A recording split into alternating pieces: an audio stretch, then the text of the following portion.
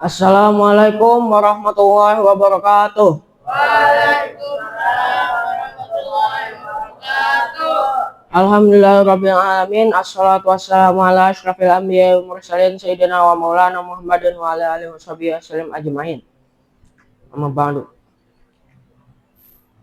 Segala puji kita panjatkan kehadirat Allah Subhanahu wa taala yang telah menciptakan alam semesta ini dan memberi kita berbagai macam nikmat. Sekiranya kita bisa berkumpul di masjid yang insya Allah diberkahi ini. Salawat serta salam kita aturkan kepada Nabi kita Nabi Muhammad SAW, kepada para sahabat, keluarga beliau dan pengikut beliau hingga hari kiamat.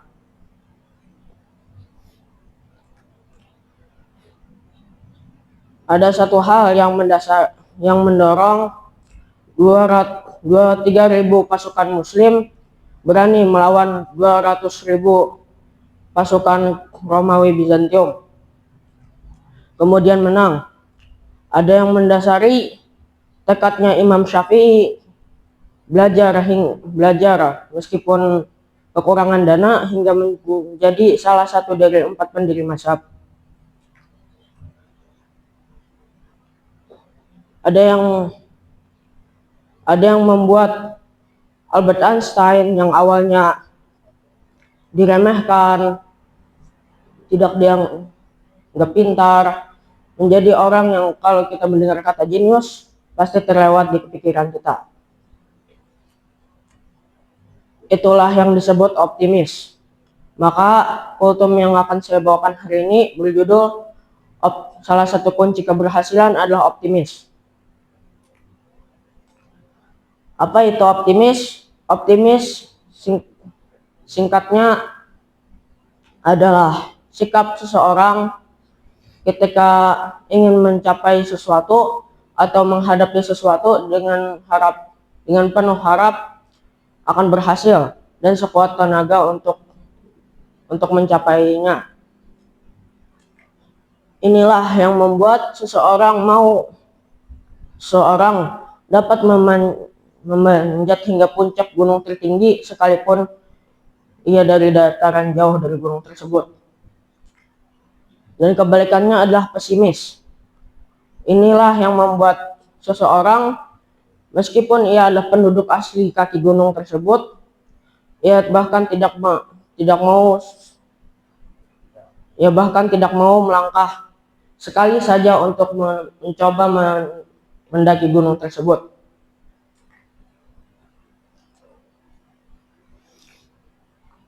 Banyak sekali atau bahkan bisa dikatakan semua orang sukses pasti optimis.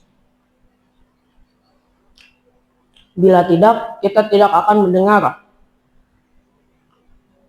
kalau kata Istanbul yang dahulunya adalah Konstantinopel ditaklukkan oleh Muhammad Al-Fatih dengan menunggu 57 hari pengepungan.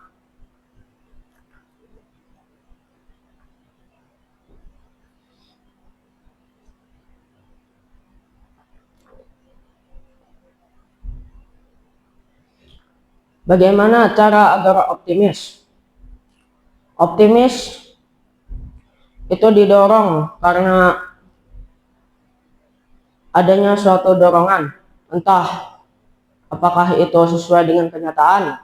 Misalnya Albert Einstein, bagaimana ia membuat sebuah teori matematika, yaitu dengan memikirkannya apakah ia masuk akal atau tidak, atau karena potensi diri. Misalnya Alexander Agung, bagaimana ia dapat hampir menaklukkan seluruh dataran Asia adalah karena pasukan yang sangat hebat kala itu.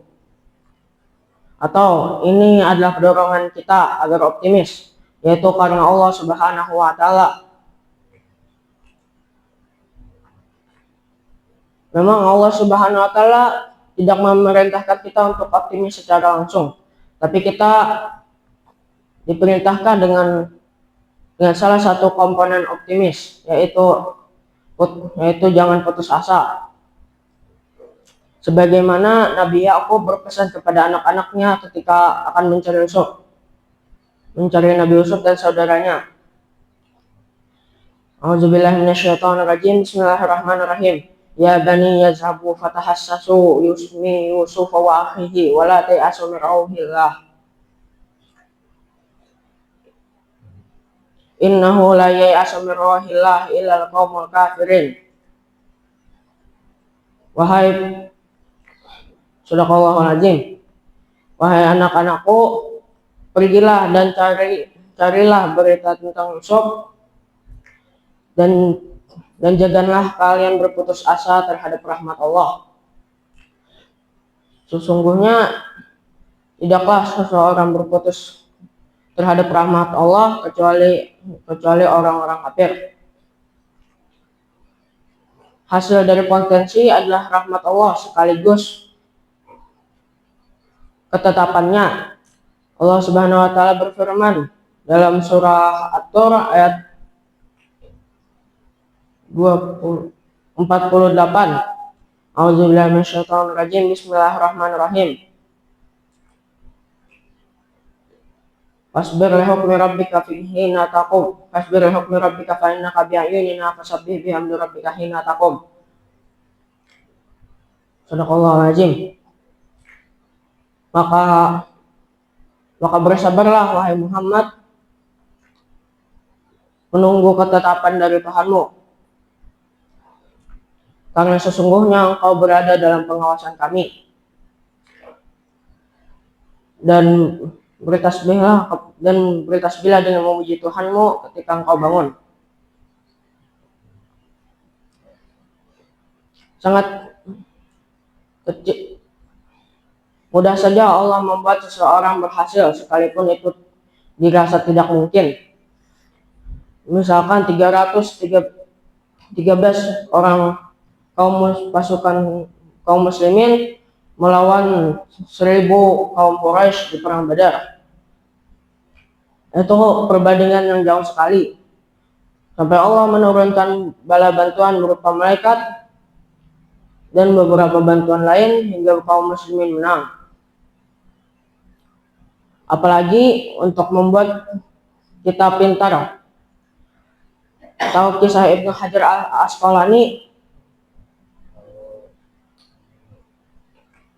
Awalnya beliau putus asa karena susahnya belajar. Beliau tidak paham-paham. Sampai akhirnya beliau kabur dari pondok beliau dan melihat di dalam sebuah gua terdapat batu yang bolong diakibatkan tetesan air. Itu mengisyaratkan bahwa sekeras apapun batu, bila diteteskan air secara terus-menerus, ya pasti akan bolong juga. Hingga akhirnya beliau menjadi salah satu perawi hadis terbaik dan menjadi contoh dan selalu muncul dalam kitab-kitab hadis.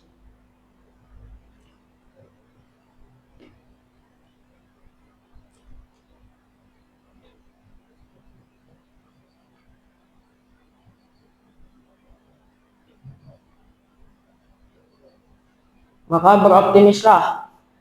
Kehidupan itu sulit. Kehidupan itu darul bala. Tapi dengan optimis kita dapat berhasil di dunia ini tanpa terjatuh ke dalamnya. Tanpa jatuh masuk ke hati. Mungkin ini yang dapat saya sampaikan. Salah hilaf mohon maaf. Saya manusia biasa. Tempat salah dan lupa. Saya bukanlah yang terbaik, tapi agar kita sama-sama baik. Akhirul kalam. Assalamualaikum warahmatullahi wabarakatuh.